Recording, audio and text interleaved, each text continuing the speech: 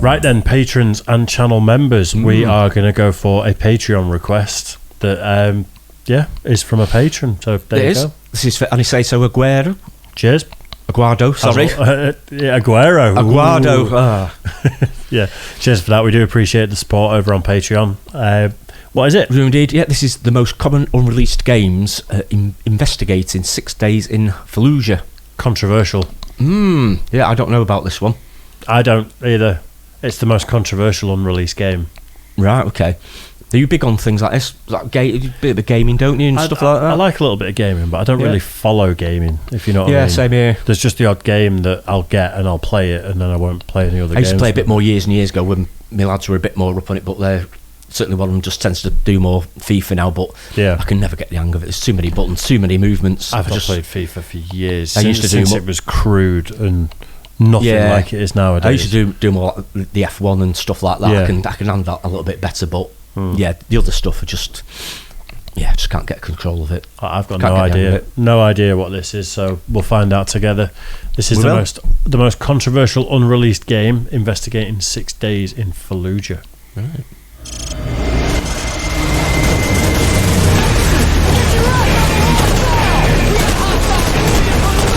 After the release of the critically acclaimed first-person shooter Call of Duty 4 Modern Warfare, the video game market was perpetually flooded with war-themed games for a decade. Open-world levels and exotic weapons commonly seen in the likes of iconic shooters from the 90s were dropped in favor of linear levels and realistic weaponry. Game plots were no longer mere backdrops for the action, and a large cast of characters would be integral to what's going on. While most modern military shooters were works of fiction, loosely based on contemporary events, 6 Days in Fallujah, a third-person tactical shooter, was intended to be a virtual depiction of the Iraq War's Second Battle of Fallujah of late 2004. This was a joint offensive comprised of U.S., British, and Iraqi fighters. After the first battle in April, which took place after a small private security team were killed by Iraqi insurgents, it was discovered that an estimated 3,000 members of this militia had set up their operations within the city of 250,000 people. An emergency evacuation allowed the coalition to fight without fear of any civilians being caught in the crossfire. Collectively, over 100 coalition fighters were killed and 1,000 injured. Wow. According to the Red Cross, around 800 civilians also lost their lives during the conflict. Much of the city was left in ruins from the battle, leaving many men, women, and children homeless as a result. In summary, to call it a sweeping victory for the coalition would be painfully inaccurate. Due to the critical backlash from the mainstream press, anti-war groups and the like, 6 Days in Fallujah has remained unreleased to this very day. This game offers a vivid depiction of one of the fiercest battles of the Iraq War, the fight for the city of Fallujah. And many U.S. military families say the game goes too far. And soon enough, this ambitious shooter was forgotten about by practically everyone. That is, until now. I think you've got to be a little bit vague with games. If you're not to be too specific about where it is, real events, real people. I think something so fresh in the memory maybe as well. Yeah. So it wasn't that long after it, I don't think, was it? It doesn't sound not like a huge it. amount anyway. I think throw in some fictional characters, throw in places that look like places but aren't the places. Yeah. You've just got to muddy the waters a little bit. If it's too real about things that have happened, it's touching too many lives. But then again, that's the title of the thing, isn't it? Yeah. 6 Days in Fallujah, it sort of like pinpoints it to that straight away, doesn't it? Yeah. So I get what you mean, though, absolutely, yeah, because a lot of people involved who've lost loved ones and everything, it must be a bit, And also, you're actually because you're making like an entertainment game, aren't you? And but in the game, you're actually killing real Iraqis, essentially. Yeah. So even long after the war's over, that is still Iraqi people. Iraqi civilians, yeah. Yeah, so it's like people, aren't they? It's real people that you're going against, if you know what I mean, rather than being like and sort of pretend amalgamation faces of lots of people from a certain area of the world. Is Call of Duty different then? Because I'm not well up on Call of Duty. That's not a specific war or anything. Is that just like it's not really real conflicts? That was the ones I played on just made up generic places and things like that. Yeah, I mean, there's one way I think you're in like the barrios of like Brazil and places like that. So you kind of go to real places but made up places in real places. Made up towns and cities and things like that. Yeah. Yeah. I would get that. But yeah, so this is pretty specific, isn't it? So I mean, then again, you've got World War II games and World War I games that are actual specific battles and real life. I suppose that's a bit longer, longer though, isn't it? This is a bit more. It's just a bit too fresh. I think maybe it is. Yeah.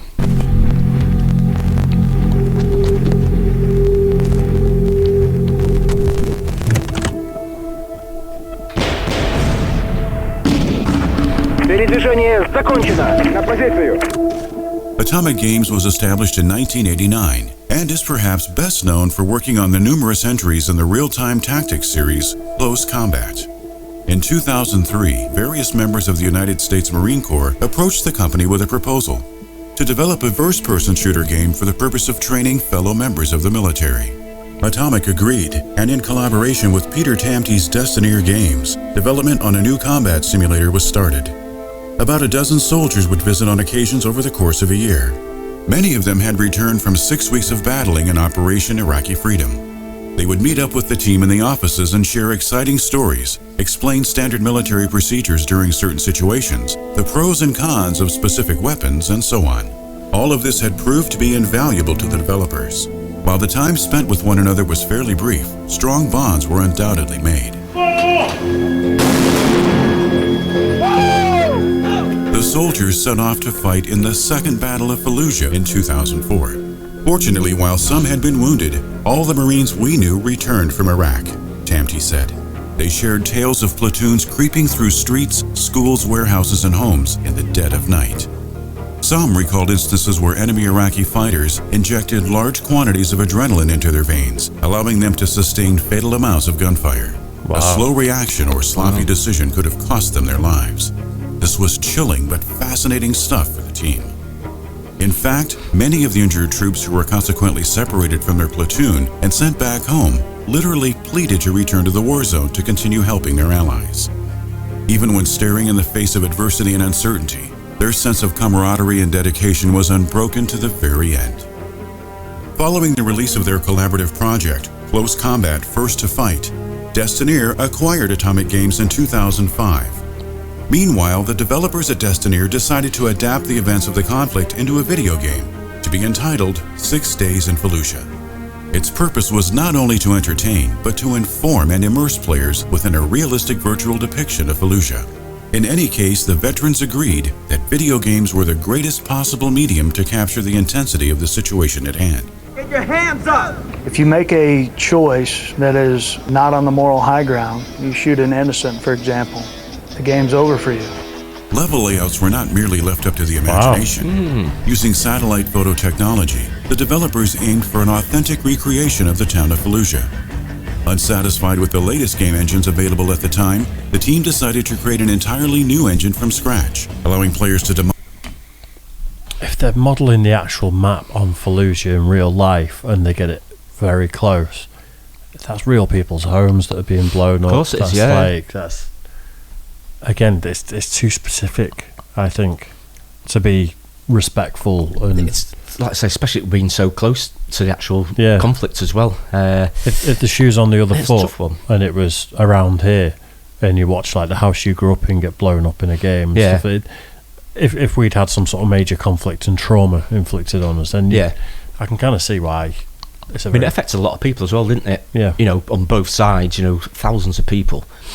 You know, because it was no game when they were there, was it? No, not at all. But that's the thing. It is a game, isn't it? It's for people's entertainment, and it's just, I don't know, it doesn't quite sit. These are my type of games, though. Like I like first person shooters where you don't see over the shoulder like that. You actually see through the eyes of the person. That's how I prefer to play. Yeah, but I love Call of Duty and games like that. Yeah, so it's right up my street. Yeah, I can get that. But I'm kind of seeing where it's like, maybe not. Morally, it's, I'm not too sure. No. Demolish the environment around them with gunfire and explosions without fears of dragging the frame rate to an indefinite standstill. Footage of interviews with Fallujah veterans would play in between missions. They would openly explain how it felt to be putting their lives on the line in such a tense scenario. It served as a reminder that the game was not attempting to conjure up Hollywood-like stunts and fight scenes for the mere purpose of amusement. Being a video game, it was not a mere attempt to recreate the entire conflict with 100% historical accuracy. While the developers emphasized the importance of authenticity, in an interview with GameSpot, creative director Juan Benito clarified that 6 Days in Fallujah would recreate the essential elements of the experience. He said the inclusion of the regenerating health system, commonly seen in other shooters at the time, was to maintain the game's accessibility, while emphasizing how it was very important for Marines who were there to take advantage of the environment they were in. So even when we make a concession for the sake of gameplay, it's still in order to underscore the authenticity of the experience itself.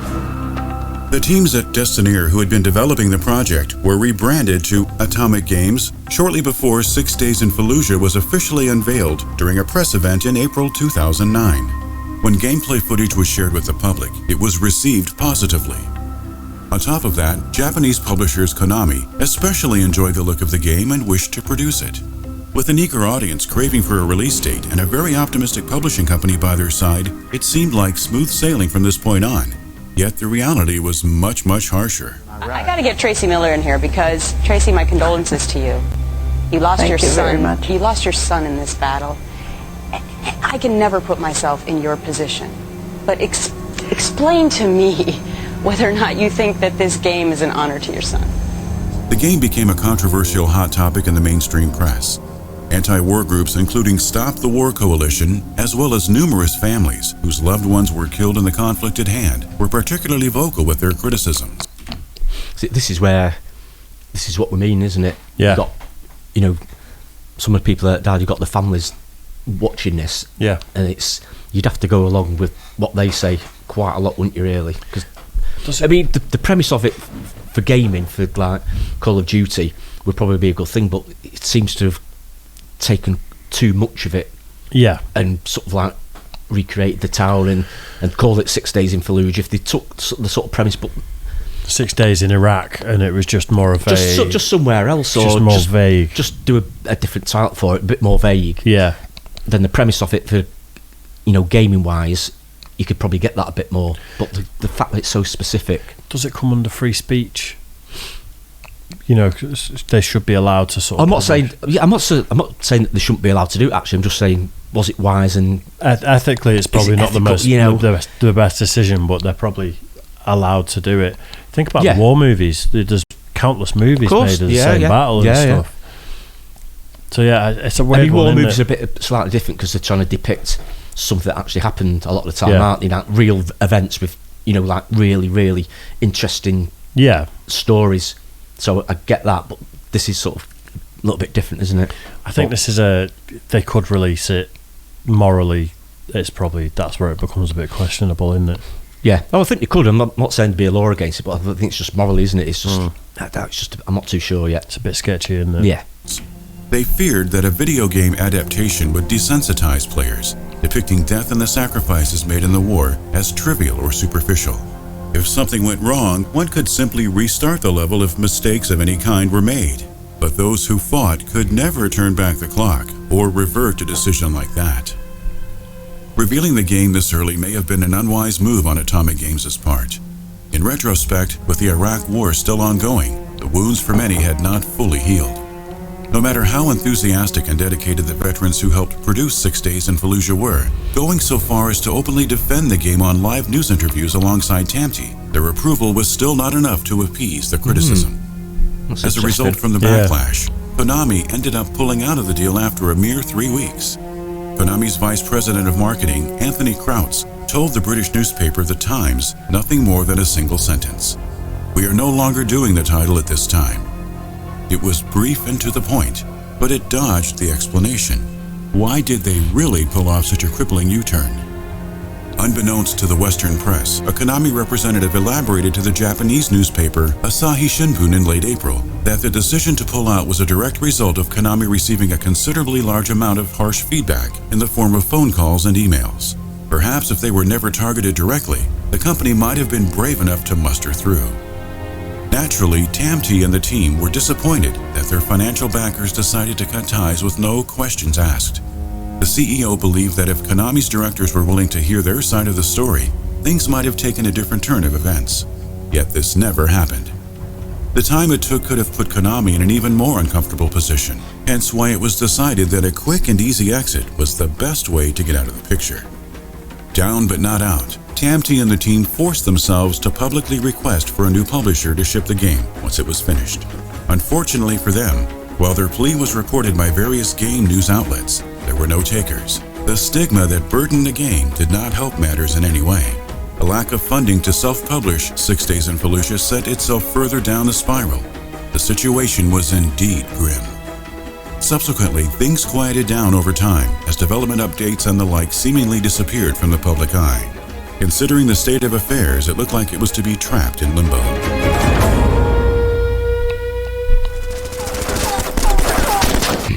So public opinion is a huge thing, isn't it? Yeah. That Konami, they obviously had complaints, had people getting feedback from all over the place, and they obviously thought it's just not worth it. You know, the bad publicity that goes with it, and probably hurt their brand as well. And I wonder if they didn't have the infrastructure to release like they do nowadays, because you've got things like Steam where you can just, it's all online. You don't need a distributor to send out physical copies and things like that.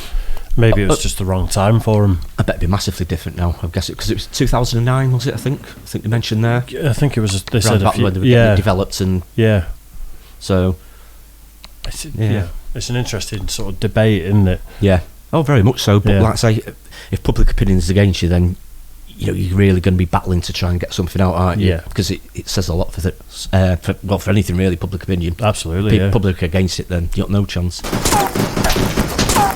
Just under a year later, Atomic Games teased a new upcoming game entitled Breach. Rising from the ashes of its predecessor, it was constructed within the same engine, but was adapted into a multiplayer-inclusive, class-based first-person shooter.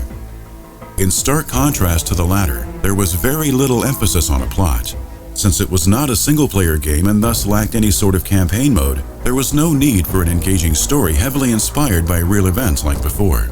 Instead of revolving around the Iraq War's second Battle of Fallujah, Breach allowed players to don the role of a member of the CIA's Black Ops team. Regardless, aspects of the previous game, such as the cover system and destroyable environments, were reclaimed. Breach was distributed physically and digitally on the PC and Xbox Live Arcade in late January 2011. However, the game received mediocre reviews, primarily for its bland and unpolished gameplay. The meager collection of maps were forgettable at best, and its visuals, soundtrack, and sound design failed to impress. Some critics made comparisons between Breach and other bigger budget games storming the market, such as the acclaimed Battlefield series. There was a consensus between critics, virtually all of which agreed that there were notably better games to purchase for $15. User reviews on digital platforms like Steam echoed similar criticisms towards the game, and with each passing week, the servers started to quickly dry out. Consequently, Breach sold 15,000 copies in its first week, but buyers quickly ended up flocking to more polished AAA titles for their competitive multiplayer needs. It was not long before the servers were empty, and thus the shooter was subsequently removed from digital stores less than a year later. Realistically, 6 Days in Fallujah will likely never be released to the public officially. While the stigma surrounding the game has undoubtedly weakened over time since the end of the Iraq War in 2011, the question remains, is there any desire to release the game anytime soon? From a business standpoint, some may appreciate the developers approaching the modern warfare genre from a new angle, basing the game on actual events for the purpose of both education and entertainment. Realistically, though, releasing a dated shooter from the last decade to an audience that has predominantly lost interest in the modern warfare genre on the whole would fare little benefits to any company interested in publishing it. Regardless, the game was a chance for Atomic and the Marines of the Thundering Third to let players experience the visceral horror of Operation Phantom Fury.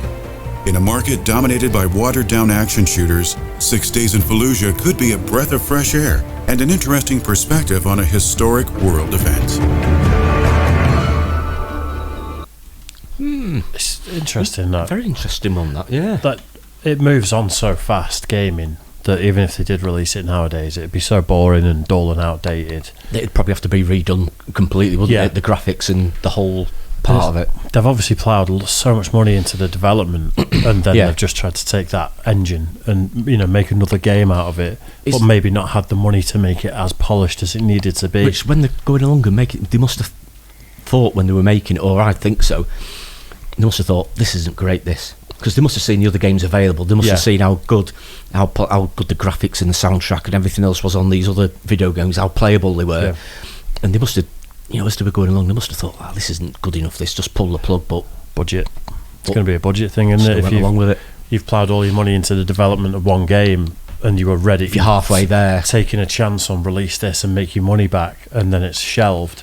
You've got to salvage what you can. I suppose I've got to invest a little bit more to try and claw some of it back. I guess so, to get like a finished product in the end. So maybe I guess that's what it was all about in the end. Yeah, interesting one that though. Yeah, I never knew anything about that, but it's an interesting one that. Yeah, so it's just hasn't come out at all. I was thinking that maybe later in years it'd come out, but it'd be done now. I think it would now. I think that's it, isn't it?